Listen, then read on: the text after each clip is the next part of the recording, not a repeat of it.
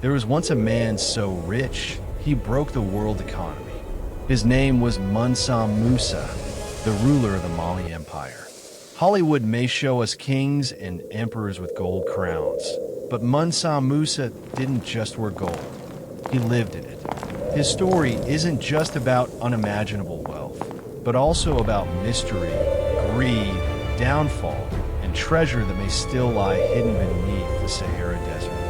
Musa wasn't born to rule. In 1312, he became king almost by chance, after his predecessor vanished on a doomed sea voyage. Yet Musa proved himself quickly. He united tribes, strengthened armies, and built alliances. Soon, Mali wasn't just a kingdom. It was an empire stretching across much of West Africa.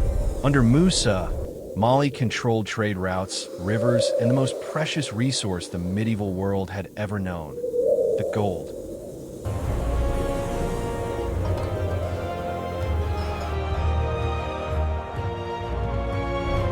In Mali, gold wasn't rare, it was everywhere. Musa's miners carved it from caves and riverbeds, hauling nuggets so large they seemed more myth than reality. Travelers wrote of dusting their clothes with gold specks after walking the streets. In markets, gold dust was measured in gourds and bowls, not coins. For Musa, this wasn't wealth. It was abundance beyond imagination. And yet, with every ounce of gold mined, his legend grew.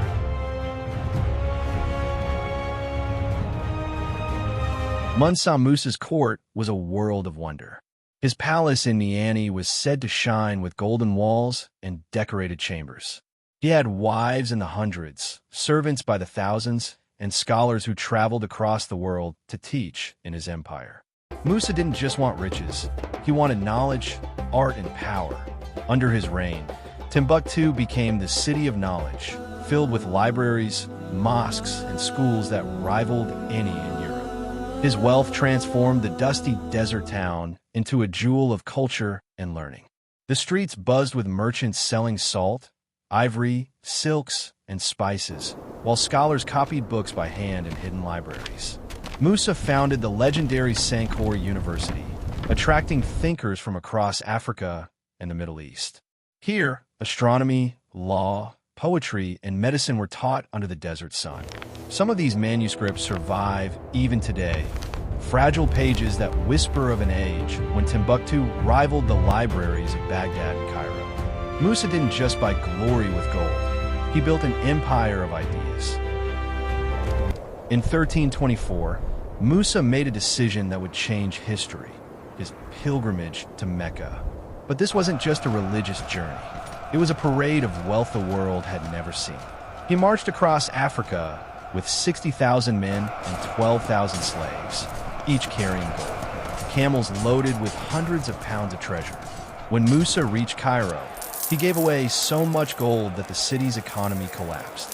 Prices soared, markets fell, and it took years for Egypt to recover. Musa hadn't just traveled, he had shaken the world.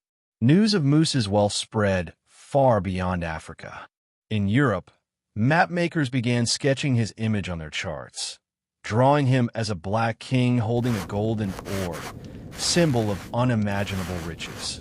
Musa became a legend, a living myth. His fame was so great that centuries later, explorers like Columbus and Vasco da Gama were driven by whispers of golden African empires. His story wasn't just history, it was fuel for conquest.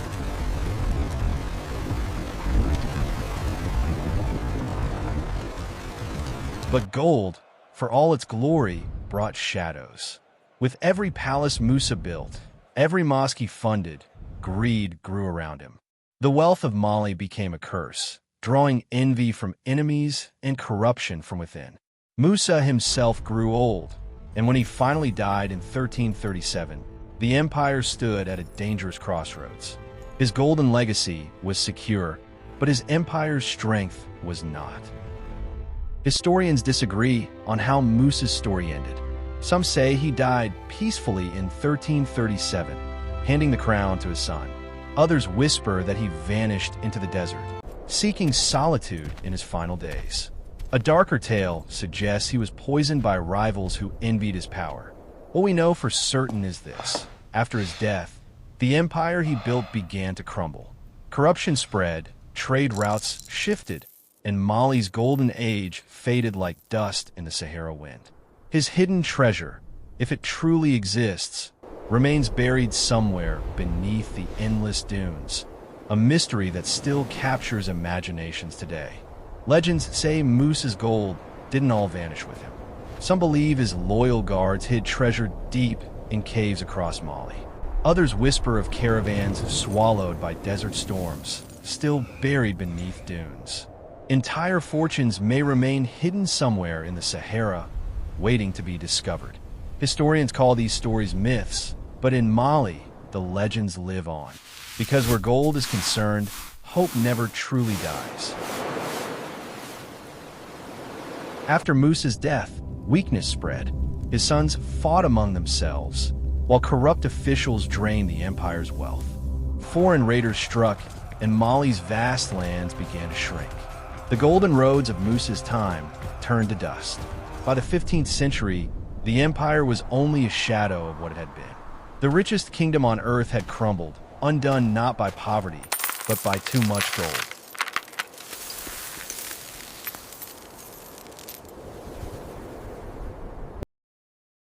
Today, the ruins of Timbuktu still stand.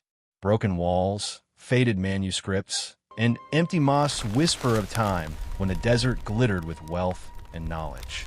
Archaeologists still search for Musa's hidden treasure. Some claim to have found traces of ancient caravans in the dunes. Others say the gold is lost forever. But the silence of the Sahara hides many secrets, and Musa's ghost still lingers in every shifting grain of sand. Mansa Musa is remembered as the richest man who ever lived. But his story is more than wealth. It's a reminder that power built on gold can crumble just as easily as sand. His empire rose in glory and fell in silence. His treasure dazzled the world and then vanished into myth. To this day, we wonder how much of his gold still lies buried in the desert, and who, if anyone, will ever find it.